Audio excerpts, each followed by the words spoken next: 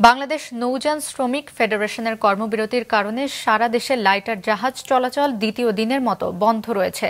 এতে চট্টগ্রাম বন্দরের বহির্নোঙর সহ সারা দেশের ৪৫টি ঘাটে আটকা পড়েছে প্রায় ১৫ লাখ টন পণ্য। ডেস্ক রিপোর্টে বিস্তারিত। চট্টগ্রামে কর্ণফুলী নদীর মাঝির ঘাটসহ সব নৌঘাটে দাঁড়িয়ে আছে লাইটার জাহাজগুলো। কোনো জাহাজেই পণ্য বোঝাই বা খালাস করা হচ্ছে না।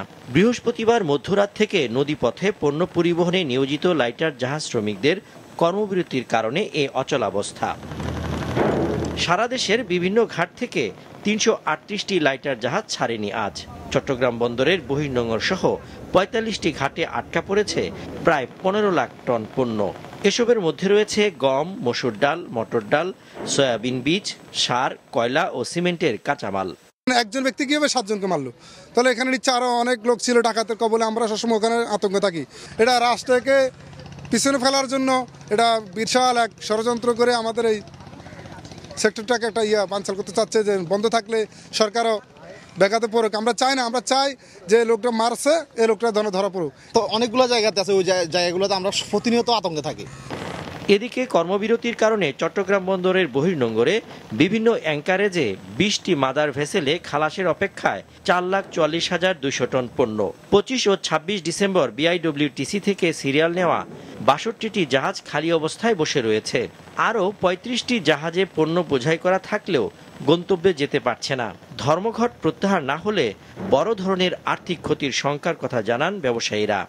আমরা যদিও একটা বৃহত্তর গুরুত্বপূর্ণ একটা সেক্টরের শ্রমিক, কিন্তু সেটাতে আমাদের কোনো সরকার কোনো কর্ণপাত নাই। সুতরাং আমরা সংশ্লিষ্ট দপ্তরকে বলবো, সংশ্লিষ্ট আইনশৃঙ্খলা বাহিনীকে বলবো, কোস্টগার্ডকে বলবো, নৌ পুলিশকে বলবো, স্বরাষ্ট্র মন্ত্রণালয়কে বলবো, আমাদের দাবি মেনে নেন। আমাদের সামনে সুষ্ঠু হত্যার সুষ্ঠু তদন্ত করে আমাদের সামনে উপস্থাপন করুন। সরকার এবং মালিক পক্ষের এই কর্মসূচি প্রত্যাহার করা এবং এই কর্মসূচির একটি সঠিক সমাধান করার কোনো লক্ষণ আমরা দেখছি না। আলাপ আলোচনার মাধ্যমে এই সংকট সমাপ্ত করে অচিরেই সর্বাবস্থা পূর্বাবস্থায় ফিরিয়ে আনতে হবে। না হলে পরে আমাদের বিভিন্ন শিল্পপণ্য এবং অন্যান্য যে এসেনশিয়াল কমোডিটি আছে সেগুলি সরবরাহে বড় ধরনের একটি সংকট সৃষ্টি হওয়ার সম্ভাবনা রয়েছে। সবচেয়ে বেশি জাহাজ আটকা পড়েছে যশোরের নোয়াপাড়া ঘাট, নারায়ণগঞ্জের কাঁচপুর, মেঘনা ও সিরাজগঞ্জের বাঘাবাড়ি ঘাটে। গত সোমবার মেঘনা নদীতে লাইটার জাহাজের 7 শ্রমিক খুন হন। ঘটনার পরপরই প্রশাসনের কাছে 4 দফা দাবিতে 72 ঘন্টার সময়সীমা বেঁধে দিয়েছিল নৌযান ফেডারেশন।